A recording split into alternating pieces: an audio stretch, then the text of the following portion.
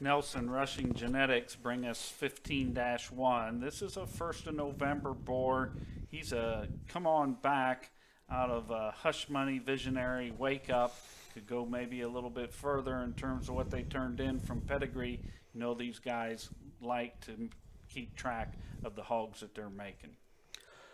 Yeah, this one, I saw this boar there my first trip to Iowa.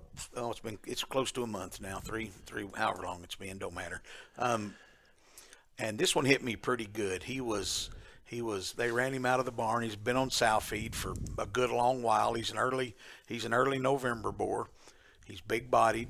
He's productive looking, but he can go all day long. He's as square as you can make one. He's got a big chest floor in him. I really like the way he reads in his face and his skull when he comes right at you.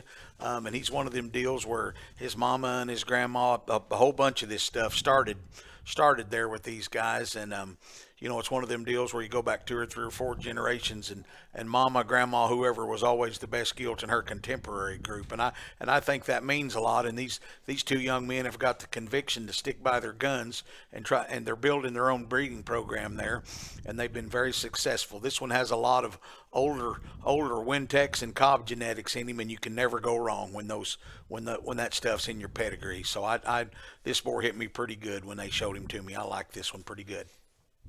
Yeah, we've actually got a rundown on the genetics clear back through Space Monkey. For any of you who've been around more than a couple of years, I mean, that's how long that's been. It's about 7 generations. We're looking back, and these guys know how those hogs are bred. And actually, this boar is sired by a boar I believe that these guys bred. That Big Cat Thomas there in Texas has now called Come On Back, and he had bought that boar from these fellas, and this one has that same distinctive look, just like his daddy did. That's an awesome skull.